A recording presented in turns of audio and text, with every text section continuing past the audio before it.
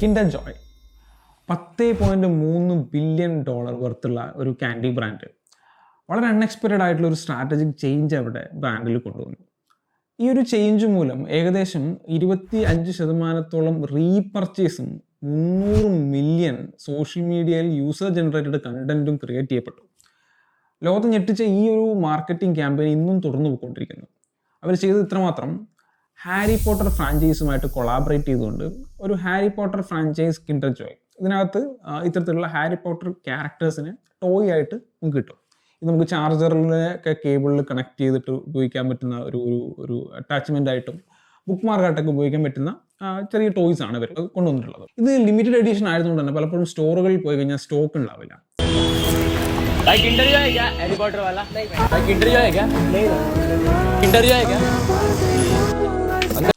ഇത് കിട്ടിയാൽ തന്നെ നമുക്ക് ഇതിനകത്ത് ഏത് ടോയ് ആയിരിക്കും കിട്ടുക, അല്ലെങ്കിൽ ഏത് ക്യാരക്ടർ ആയിരിക്കും കിട്ടുക എന്നുള്ളത് നമുക്ക് പറയാനും പറ്റില്ല. അപ്പോൾ ഈ ക്യാരക്ടറിനെയൊക്കെ കളക്ട് ചെയ്യുക, അറ്റ്ലീസ്റ്റ് മെയിൻ ക്യാരക്ടേഴ്സ് ആയിട്ടുള്ള നമ്മുടെ ഹാരി പോട്ടറിനെയും ഹെർമാനിനെയും റോണിനെയും കളക്ട് ചെയ്യാനെങ്കിലും ആൾക്കാർ ഇത് ശ്രമിച്ചു വീണ്ടും വീണ്ടും പർച്ചേസ് ചെയ്തുകൊണ്ടിരിക്കുകയാണ്. ഇത്തരത്തിൽ ഒരു ബ്രാൻഡ് കൊളാബറേഷനിലൂടെ ഇത്രയും സെയിൽസിൽ മാറ്റങ്ങൾ ഉണ്ടാക്കാൻ പറ്റുമെങ്കിൽ എന്തായിരിക്കും അതിൻ്റെ റീസൺ? അതിൻ്റെ പിന്നിലെ സയൻസ് എന്താണ് നമുക്ക് നോക്കാം. ഒരു ഹാരി പോട്ടർ ടോയ് കൊടുത്തു കഴിഞ്ഞാൽ ഇത്രയും സെയിൽസിൽ മാറ്റം ഉണ്ടാവുമോ? നമ്മൾ ആലോചിക്കേണ്ട ഒരു കഥയാണ്. ഇവർ കൊണ്ടുവന്ന സ്ട്രാറ്റജിക് ചേഞ്ച് എന്താണെന്ന് ചോദിച്ചു കഴിഞ്ഞാൽ, സാധാരണഗതിയിൽ കുട്ടികളെ മാത്രം ടാർഗറ്റ് ചെയ്ത് മാർക്കറ്റ് ചെയ്യുന്ന, കുട്ടികൾക്ക് വേണ്ടിയിട്ടുള്ള പ്രൊഡക്റ്റ് ഇറക്കുന്ന ഒരു ബ്രാൻഡായിരുന്നു കിൻഡർ ജോയ്. പക്ഷെ നമ്മൾ നോക്കി മനസ്സിലാവും, ഹോട്ട് വീൽസ് പോലുള്ള പല ബ്രാൻഡുകളും അതിൻ്റെ ഒരു ഫാൻ ബേസ് മുതിർന്നവരാണ് കൂടുതലും. കുട്ടികളെക്കാളും പണ്ടത്തെ നൊസ്റ്റാൾജിയും കളക്റ്റബിലിറ്റിയും ഒക്കെ നോക്കിക്കൊണ്ട് മുതിർന്നവരാണ് അതിൻ്റെ ഏറ്റവും വലിയ ഫാൻസ്, അല്ലെങ്കിൽ ഏറ്റവും വലിയ കൺസ്യൂമേഴ്സ് എന്ന് പറയുന്നത്. ഈ ഒരു സ്ട്രാറ്റജി മുന്നിൽ കണ്ടുകൊണ്ട് തന്നെ കിൻഡർ ജോയ് ചെയ്തൊരു കാര്യം എന്താ വെച്ച് കഴിഞ്ഞാൽ, ഈ കുട്ടികളെ മാത്രം ഫോക്കസ് ചെയ്ത് മുന്നോട്ട് പോയിക്കൊണ്ടിരുന്ന ഇവരുടെ സ്ട്രാറ്റജിയിൽ ഒരു മാറ്റം വരുത്തിയിട്ട് മുതിർന്നവരെയും കൂടെ ഫോക്കസ് ചെയ്യാൻ വേണ്ടിയിട്ട് ഇവർ തുടങ്ങി.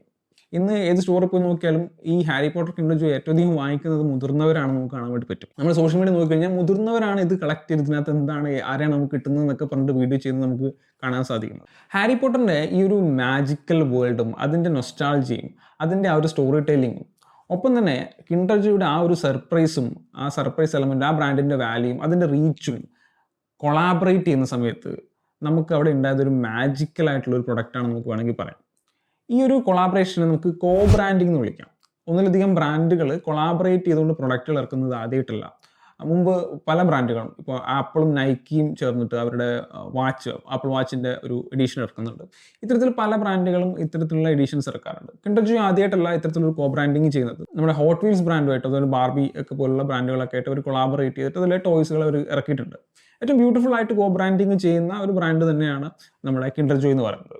എന്നാൽ ഇത്തവണ ഈ ഒരു ഹാരി പോട്ടർ കിൻഡർ ജോയ് കൊളാബറേഷനിൽ വലിയ സക്സസ് ഉണ്ടാവാനുള്ള റീസൺസ് എന്തൊക്കെയായിരിക്കും നമുക്ക് നോക്കാം. കിൻഡർ ജോയ് ചെയ്തത് ഒന്നാമത്തെ കാര്യം ഒരു എക്സ്പീരിയൻഷ്യൽ മാർക്കറ്റിങ്ങും ഗെയിമിഫിക്കേഷനും ഇതിലേക്ക് കൊണ്ടുവന്നുള്ളതാണ്. നമുക്കറിയാം, ഏതൊരു കിൻഡർ ജോയ് തുറക്കുന്ന സമയത്ത് നമുക്ക് അതിൽ നിന്ന് കിട്ടുന്ന ഒരു ടാക്ടൈൽ എക്സൈറ്റ്മെൻറ്റ് നമുക്ക് ഇതിൽ നിന്ന് കിട്ടുന്നുണ്ട്. ഇത് ഹാരി പോട്ടർ ടോയ്സും കൂടെ വരുന്ന സമയത്ത് ഈ ഹാരി പോട്ടർ ഇഷ്ടപ്പെടുന്ന ആൾക്കാർ തുറന്നു നോക്കുന്ന സമയത്ത് അവർക്ക് കിട്ടുന്നൊരു ടാക്ടൈൽ എക്സ്പീരിയൻസ് ഉണ്ട്. ഏത് ടോയ് ആയിരിക്കും കിട്ടുക, അവരുടെ ഏറ്റവും ഫേവറേറ്റ് ക്യാരക്ടറിൻ്റെ ടോയ് കിട്ടാൻ വേണ്ടി അവർ വീണ്ടും വീണ്ടും പർച്ചേസ് ചെയ്യുന്നു. ഇത്തരത്തിലുള്ള ഒരു എക്സൈറ്റ്മെൻറ്റ് ഇതിനകത്ത് ഇവർ എംബഡ് ചെയ്തിട്ടുണ്ട്. ഒപ്പം തന്നെ ഒരു ഡിജിറ്റൽ എൻഗേജ്മെൻറ്റ് ഇതിനകത്ത് കൊണ്ടുവരുന്നുണ്ട്. അതായത് ഈ ഒരു ടോയ് നമുക്ക് കിട്ടിയ ശേഷം ഇതിനകത്തൊരു QR കോഡ് ഉണ്ടാവും. ഇത് സ്കാൻ ചെയ്ത് കഴിഞ്ഞാൽ നമുക്കൊരു ആപ്പ് കിട്ടും.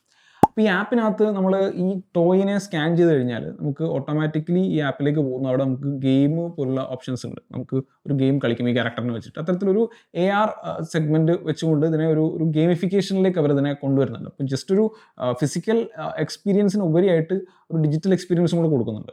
അതായത് പഴയ ആൾക്കാരെ സംബന്ധിച്ചിടത്തോളം ഈ ഒരു ടോയ് കളക്ട് ചെയ്യുക എന്ന് മാത്രമേ ചിലപ്പോൾ അവരുടെ ഉദ്ദേശം.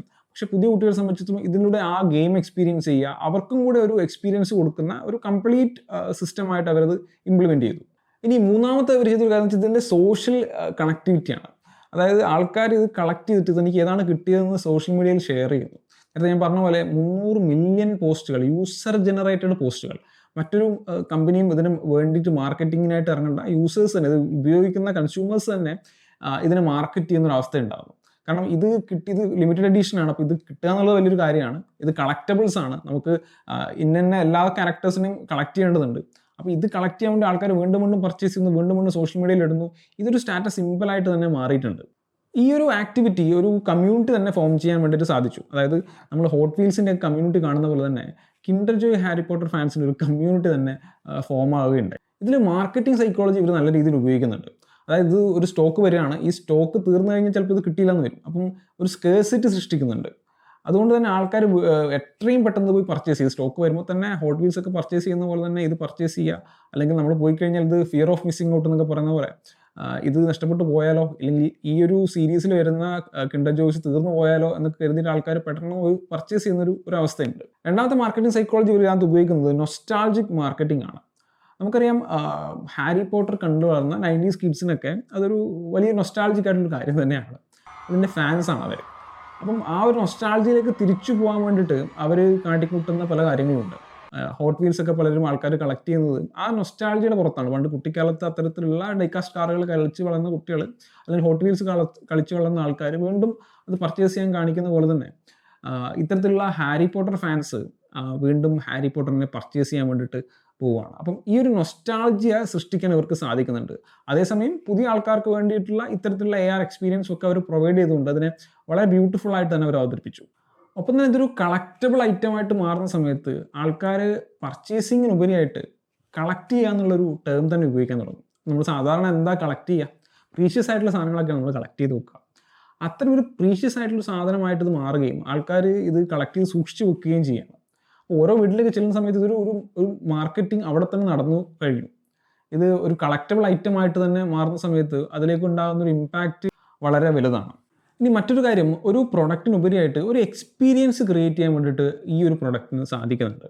അതായത് ഇത് ഓപ്പൺ ചെയ്യുമ്പോൾ കിട്ടുന്ന ആ സർപ്രൈസ് മുതൽ നമ്മൾ നേരത്തെ പറഞ്ഞ എല്ലാ കാര്യങ്ങളും, നൊസ്റ്റാൾജി മുതലുള്ള സ്റ്റോറി ടെല്ലിംഗ് മുതലുള്ള കാര്യങ്ങളൊക്കെ, ഒപ്പം ഒരു സോഷ്യൽ മീഡിയയിലും അല്ലെങ്കിൽ ഡിജിറ്റൽ സ്പേസിലും ARലും ഒക്കെ നമുക്ക് എക്സ്പീരിയൻസ് നൽകുന്ന ഒരു കംപ്ലീറ്റ് പാക്കേജ് എന്ന ലെവലിൽ തന്നെയാണ് ഇവർ ഇതിനെ മാർക്കറ്റ് ചെയ്തിട്ടുള്ളത്. ചുരുക്കി പറഞ്ഞു കഴിഞ്ഞാൽ ഒരു പ്രൊഡക്റ്റിനല്ല അവർ സെല് ചെയ്യുന്നത്, ഒരു എക്സ്പീരിയൻസിനെയാണ് അവർ സെല് ചെയ്യുന്നത് നമുക്ക് വേണമെങ്കിൽ പറയാം. ഇതിൽ നിന്ന് ബിസിനസ്സുകാർ പഠിക്കേണ്ട കുറച്ച് പാഠങ്ങളുണ്ട്. ഒന്നാമത്തെ കാര്യം, ഫൈൻഡ് എ റൈറ്റ് പാർട്ട്ണർ. നമ്മൾ ബ്രാൻഡിങ് ചെയ്യുന്ന സമയത്താവട്ടെ, നമ്മളൊരു ഇൻസ്റ്റാഗ്രാമിൽ കൊളാബറേഷൻ ചെയ്യുമ്പോൾ പോലും ആയിക്കോട്ടെ, നമുക്ക് കറക്റ്റായിട്ടുള്ള ഒരു പാർട്ട്ണറെ വെച്ചിട്ട് വേണം ഇത് ചെയ്യാൻ വേണ്ടിയിട്ട്. നമ്മൾ കണ്ടുപിടിക്കുന്ന ആ കമ്പനി അല്ലെങ്കിൽ ആ ഇൻഫ്ലുവൻസർ നമ്മുടെ ബ്രാൻഡുമായിട്ട് കറക്റ്റായിട്ട് അലൈൻ ചെയ്ത് നിൽക്കുന്ന ഒരു മിക്സ് ആയിരിക്കണം. ഇപ്പം കിൻഡർ ജോയ് ചെയ്ത പോലെ ഹാരി പോട്ടർ സീരീസും ഇതുമൊക്കെ ആയിട്ട് വളരെ കൊളാബറേറ്റ് ചെയ്ത് നിൽക്കാൻ പറ്റുന്ന ഒരു ബ്രാൻഡാണ്. അത് രണ്ടിനും അതിൻ്റേതായ പ്രിവിലേജ് അങ്ങോട്ടും ഇങ്ങോട്ടും കിട്ടാൻ സഹായിക്കുന്ന ലെവലിലാണ് ഇവർ മാർക്കറ്റിംഗ് ചെയ്തിട്ടുള്ളത്. ഇത്തരത്തിൽ ഈ കൊളാബറേറ്റ് ചെയ്യുന്ന ഇൻഫ്ലുവൻസർ അല്ലെങ്കിൽ കൊളാബറേറ്റ് ചെയ്യുന്ന കമ്പനിയും ആയിട്ട് നമ്മുടെ ബ്രാൻഡിന് ഓട്ടോമാറ്റിക്കലി ഒരു അലൈൻമെൻറ്റ് ഉണ്ടായിരിക്കണം. ഏതെങ്കിലും ഒരു ഇൻഫ്ലുവൻസർ ചൂസ് ചെയ്യുന്നതിന് പകരമായിട്ട് നമ്മുടെ ബ്രാൻഡിൻ്റെ വോയിസും അല്ലെങ്കിൽ നമ്മുടെ ബ്രാൻഡിൻ്റെ പേഴ്സണാലിറ്റിയും നമ്മുടെ ബ്രാൻഡിൻ്റെ ഓഡിയൻസും ഒക്കെ ആയിട്ട് മാച്ച് ചെയ്യുന്ന ഒരു ഇൻഫ്ലുവൻസറിനെ കണ്ടുപിടിച്ച് വേണം നമ്മൾ മാർക്കറ്റ് ചെയ്യാൻ വേണ്ടിയിട്ട്. 2, sell an experience, not just a product. നേരത്തെ നമ്മൾ കണ്ടു, ഒരു എക്സ്പീരിയൻസ് തന്നെയാണ് ആ പ്രൊഡക്റ്റ് ആൾക്കാർക്ക് തരുന്നത്. ഒരു ഫിസിക്കൽ പ്രൊഡക്റ്റിന് ഉപരിയായിട്ട് ഒരു AR ഗെയിമിലൂടെയും കസ്റ്റമൈസേഷനിലൂടെയൊക്കെ അവർക്ക് ഒരുപാട് കാര്യങ്ങൾ അതിനകത്ത് ചെയ്യാൻ പറ്റിയിട്ടുണ്ട്. ജസ്റ്റ് ഒരു പ്രൊഡക്റ്റിന് ഉപരിയായിട്ട് ആൾക്കാർക്ക് ഒരു എക്സ്പീരിയൻസ് പ്രൊവൈഡ് ചെയ്യാനും അതൊരു കളക്റ്റബിളായി ഓൺലൈനിൽ അത് ഷെയറബിൾ ആക്കുന്ന രീതിയിലുള്ള ക്യാമ്പയിൻസ് ഒക്കെ അവർ നടക്കുകയുണ്ടായി. ഈ ഒരു ക്യാമ്പയിന് വേണ്ടിയിട്ട് ഹാരി പോട്ടറിൽ അഭിനയിച്ച ചില ആൾക്കാരെ വരെ ഇവർ കൊണ്ടുവരികയുണ്ടായി. ഇനി മൂന്നാമതൊരു കാര്യം, ടാപ്പ് ഇൻ ടു ഇമോഷൻസ്. പലപ്പോഴും ബ്രാൻഡുകൾ ചെയ്യുന്ന മാർക്കറ്റിംഗ് ക്യാമ്പയിൻസ് കണ്ടു കഴിഞ്ഞാൽ ഒരു ഇമോഷനും ഉണ്ടാവാറില്ല. എസ്പെഷ്യലി ചെറുകിട ബിസിനസ്സുകാരൊക്കെ ചെയ്യുന്ന പല ക്യാമ്പയിൻസിനകത്തും ജസ്റ്റ് ഒരു പോസ്റ്റർ എടുത്ത് നമ്മുടെ പ്രൊഡക്റ്റ് എന്താണ്, അതിൻ്റെ പ്രൈസ് എന്താണെന്ന് പറഞ്ഞിട്ടുള്ള ഒരു മാർക്കറ്റിംഗ് ക്യാമ്പയിനോ വീഡിയോ ഒക്കെ ആയിരിക്കും ചെയ്യുക. ഇതിനകത്ത് ഇമോഷൻ കൊണ്ടുവരേണ്ടത് വളരെ അത്യന്താപേക്ഷിതമായ ഒരു കാര്യമാണ്. ഈ നൊസ്റ്റാൾജിയ, എക്സൈറ്റ്മെൻറ്റ്, ഇത്തരത്തിലുള്ള ഇമോഷൻസ് ആണ് നമ്മൾ ഡിസിഷൻ എടുക്കാൻ പലപ്പോഴും പ്രേരിപ്പിക്കുന്നത്. അപ്പോൾ ഇതിനെ ഡ്രൈവ് ചെയ്യാൻ പറ്റുന്ന രീതിയിലായിരിക്കണം നമ്മുടെ മാർക്കറ്റിംഗ് ക്യാമ്പയിനും മറ്റു കാര്യങ്ങളും. നമ്മുടെ ബ്രാൻഡിൻ്റെ ഒരു പേഴ്സണാലിറ്റി തന്നെ അതിനെ റിഫ്ലക്റ്റ് ചെയ്യുന്ന രീതിയിലായാൽ ഏറ്റവും നല്ലത്. പലപ്പോഴും പല ബ്രാൻഡിൻ്റെ ഓണേഴ്സിനുമുണ്ട് നമ്മുടെ ഒരു ബ്രാൻഡിൻ്റെ പേഴ്സണാലിറ്റി എന്താണെന്ന് ചോദിച്ചാൽ പറയാൻ അറിയില്ല. നമ്മൾ ഒരു ബ്രാൻഡ് ബിൽഡ് ചെയ്യുന്ന സമയത്ത് അതിൻ്റെ ഫൗണ്ടേഷൻ ലെവലിൽ തന്നെ അതിൻ്റെ പേഴ്സണാലിറ്റി എങ്ങനെയായിരിക്കണം, അതിൻ്റെ ടോൺ ഓഫ് വോയിസ് എങ്ങനെയായിരിക്കണം എന്നൊക്കെ നമ്മൾ ഡിസൈഡ് ചെയ്യേണ്ടതുണ്ട്. ഇതെന്തിനാണെന്ന് വെച്ച് കഴിഞ്ഞാൽ നമ്മളൊരു വെബ്സൈറ്റിൽ ഒരു ക്യാപ്ഷൻ കൊടുക്കുമ്പോൾ തന്നെ ആ ക്യാപ്ഷൻ ഏത് ടോണിലായിരിക്കണം. അതൊരു വളരെ ഫണ്ണി ആയിട്ടുള്ളൊരു ടോണാണോ, അല്ലെങ്കിൽ വളരെ സീരിയസ് ആയിട്ടുള്ള ഒരു ടോണാണോ, ഇതൊക്കെ നമ്മൾ ഡിസൈഡ് ചെയ്യേണ്ടതുണ്ട്. ഇപ്പം നൈക്കിയുടെ ജസ്റ്റ് ഡു ഇറ്റ് എന്ന് പറയുന്ന ആ ഒരു ക്യാപ്ഷൻ പറയുന്നത് നമുക്ക് കിട്ടുന്ന ആ ഒരു എനർജി ഫീൽ ഉണ്ട്.